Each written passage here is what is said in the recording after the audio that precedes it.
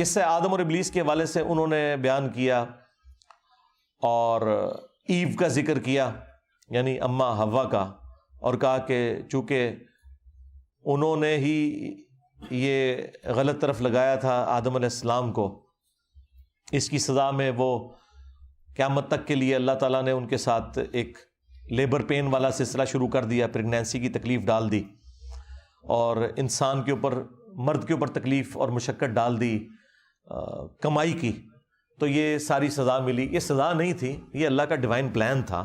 اللہ تعالیٰ نے یہ ایکٹیویٹی پرفارم ہونے سے پہلے ہی فرما دیا تھا، انی جاعل فی الارض خلیفہ، فرشتوں کو کہہ دیا تھا میں زمین میں عنقریب اپنا خلیفہ بنانے والا ہوں، اور بعد میں یہ قصہ آدم اور ابلیس ہوا ہے۔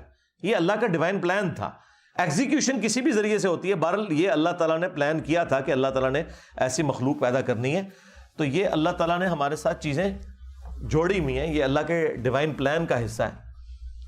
انسان کے ساتھ جس طرح نیند، بھوک، ٹوائلٹ، یہ تمام حاجتیں جڑی ہوئی ہیں، اس طرح اللہ کے یہ پلان کا حصہ تھا کہ مرد نے جو ہے وہ معیشت کی تکلیف اٹھانی ہے، اور عورت نے گھر بار کو دیکھنا ہے اور پریگنینسی کی تکلیف سے گزرنا ہے۔ یہ کوئی سزا نہیں تھی، نعوذ باللہ، یہ بالکل کنسیپٹ غلط ہے۔ پھر اس میں جو انہوں نے بیان کیا کہ وہ سانپ کی شکل میں آیا، اسلام میں کوئی ایسی بات نہیں کہ سانپ کی شکل میں گیا۔ شیطان کو وسوسہ دلانے کے لیے فزیکلی انٹرسٹ کی ضرورت نہیں ہے، وہ انٹلیکچوئل بھی وسوسہ دلا سکتا ہے۔ اور بیسیکلی اللہ نے ایک پروٹوٹائپ ٹیسٹ رکھا تھا۔ دیکھیں، سب طرف جنت میں جانے کی اجازت تھی سوائے ایک درخت کے۔ یہ کنسیپٹ تھا کہ دنیا میں بھی چند چیزیں حرام کروں گا، باقی چیزیں جائز ہوں گی، حرام سے بچنا ہے، اور وہ حرام بھی دنیا میں ہوں گی، آخرت میں انعام کے طور پہ وہ چیزیں مل جائیں گی۔ جس طرح مرد کے لیے سونا حرام ہے، آخرت میں ملے گا۔ مرد کے لیے دنیا میں 4 سے زیادہ بیویاں کرنا حرام ہے، آخرت میں یہ کوئی اس طرح کی کوئی ریسٹرکشن نہیں ہے۔ دنیا کے اندر آپ نے اس طرح کے معاملات کو لے کے چلنا ہے۔ یہ چیزیں تھیں، تو اس میں کچھ چیزیں ان سے غلوف کے درجے میں بیان ہوئی، وہ اسلام کا کنسیپٹ نہیں ہے، ہم اسے ٹوٹلی کنڈیم کرتے ہیں۔ اسلام کے اندر قصہ آدم اور ابلیس قرآن کے اندر 7 دفعہ ہے، سورۃ البقرہ کے اندر، سورۃ الاعراف کے اندر، سورۃ الحجر کے اندر، سورہ صاد کے اندر، سورہ بنی اسرائیل کے اندر، سورہ طٰہٰ کے اندر، اور سورۃ الکہف کے اندر۔ 7 جگہ اللہ تعالیٰ نے اس واقعے کو بیان کیا۔ اس میں سورۃ الاعراف ذرا تفصیل کے ساتھ ہے، لیکن ہر جگہ تثنیہ کے صیغے سے بات ہوئی ہے۔ عربی میں جمع 3 سے شروع ہوتا ہے، سنگولر یعنی واحد، اس کے بعد تثنیہ یعنی 2 کا صیغہ۔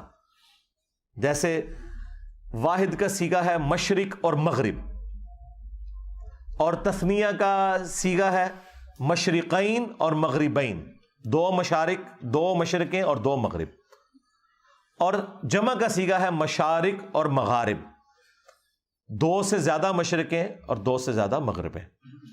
360 مشرق اور 360 کے قریب یا 365 کہہ لیں مغرب ہوتے ہیں نا۔ روزانہ ہلکا سا سورج ٹلٹ ہو کے طلوع ہوتا ہے ود رسپیکٹ ٹو زمین۔ وہ سائنٹیفک پوائنٹ آف ویو سے نہیں میں بات کر رہا، یعنی کامن آبزرویشن کے پوائنٹ آف ویو سے بات کر رہا ہوں۔ تو 365 مشرق ہوتے ہیں اور 365 مغرب، تبھی تو گریجولی سردیوں میں یہاں سے سورج نکل رہا ہوتا ہے، یہ میرے پیچھے اس اینگل پہ مغرب ہے، تو آپ گرمیوں میں دیکھیں تو آج کل یہاں پہ آ چکا ہوگا سورج، پھر اس کا ٹریک لمبا ہو جاتا ہے ود رسپیکٹ ٹو زمین کی میں بات کر رہا ہوں، ورنہ سورج نہ تو نکلتا ہے نہ غروب ہوتا ہے۔ تو قرآن حکیم میں قصہ آدم اور ابلیس میں تثنیہ کا صیغہ آیا ہے، ان دونوں نے یہ کیا، ان دونوں نے یہ کیا، ان دونوں کے ساتھ یہ ہوا۔ کہیں ایک جگہ بھی ایسی نہیں ہے جہاں پہ اللہ تعالیٰ نے حضرت حوا کو، ایو کو سنگل آؤٹ کیا ہو کہ یہ ایو نے سارا کام خراب کیا ہے، دونوں نے کیا۔ تو اسلام میں بالکل ایسا کوئی کانسیپٹ نہیں ہے، نعوذ باللہ من ذالک، کہ یہ حضرت آدم علیہ السلام اس میں بری ذمہ ہے اور یہ سارا قصور جو ہے وہ ایو کا ہے۔ اسلام اس کانسیپٹ کو نہیں مانتا۔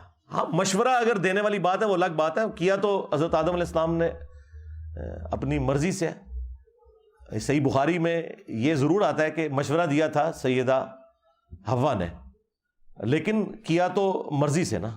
وہ تو کوئی مرد بھی دوسرے مرد کو غلط مشورہ دے سکتا ہے، لیکن جب کوئی کرتا ہے تو وہ اپنی ول سے کرتا ہے، کوئی کان سے پکڑ کے نہیں کیا کسی نے. اسی لیے اللہ تعالیٰ نے سنگل آؤٹ کبھی بھی نہیں کیا، بلکہ ایک جگہ پر اللہ تعالیٰ نے آدم علیہ السلام کو سنگل آؤٹ ضرور کیا ہے، لیکن پورے قرآن میں کہیں ایو کو سنگل آؤٹ نہیں کیا. ہمیشہ تثنیہ کے صیغے سے بات ہوئی ہے کہ ان دونوں نے کیا، ان دونوں نے یہ کیا، ان دونوں کے ساتھ یہ ہوا. تثنیہ کے صیغے کے ساتھ بات ہوئی ہے، واحد کے صیغے کے ساتھ بات نہیں ہوئی. باقی جو اسلام میں ماں باپ کا کانسیپٹ ہے عزت کا، وہ صرف اس وجہ سے نہیں ہے کہ ماں باپ مشقت اٹھاتے ہیں اولاد کے لیے، بلکہ اللہ تعالیٰ نے یہ ڈیوائن حق اپنی طرف سے رکھا ہے. قرآن حکیم میں 4 جگہ اللہ تعالیٰ نے توحید کے بعد ماں باپ کے حق کا ذکر کیا ہے. ٹاپ آف دا لسٹ جو 10 کمانڈمنٹس آئی ہیں سورہ بنی اسرائیل میں، جو قرآنک ورژن آف 10 کمانڈمنٹس ہیں، اس کے سٹارٹ میں آیا وَقَضَىٰ رَبُّكَ أَلَّا تَعْبُدُوا إِلَّا إِيَّاهُ، اور تمہارے رب نے یہ بات طے کر دی تھی کہ مت پوجنا کسی کو سوائے اس کے، وَبِالْوَالِدَيْنِ إِحْسَانًا، اور والدین کے ساتھ احسان کرنا. اور پھر یہاں پہ نہیں روکا، پھر فرمایا کہ اگر بڑھاپے کی حالت میں تم ان دونوں کو پاؤ اپنے پاس یا کسی ایک کو بھی، تو انہیں اف بھی نہ کہنا، اور اپنے کندھے عاجزی کے ساتھ جھکا کے ان کے سامنے رکھنا، اور ان کے لیے دعا کرتے رہنا رب ارحمہما کما ربیانی صغیرا، اے رب ہمارے جس طرح بچپن میں کچھ بھی نہیں تھا، کوئی طاقت نہیں تھی میرے میں، اور میرے ماں باپ نے مجھے پالا تھا، اب بڑھاپے میں یہ کمزور ہے، تو ان کے اوپر رحم فرما، آمین. تو یہ کانسیپٹ ہے اسلام میں الحمدللہ. اور ساتھ ہی ساتھ جو یہ حضرت آدم علیہ السلام کے ذریعے انسانیت کا سلسلہ شروع ہوا، اس کا مقصد وہ اللہ تعالیٰ نے سورہ ہود میں اور سورۃ الملک میں بیان کیا، لِيَبْلُوَكُمْ أَيُّكُمْ أَحْسَنُ عَمَلًا. یہ ہم نے ساری کی ساری کائنات اور تمہیں اس لیے پیدا کیا تاکہ ہم تمہیں جانچیں تم میں سے کون نیک اعمال کرتا ہے. قیامت کے دن جو نیک اعمال کرنے والے ہیں ان کے لیے جنت، اور جو برے اعمال کرنے والے ہیں ان کے لیے جہنم. اللہم اجرنا من النار.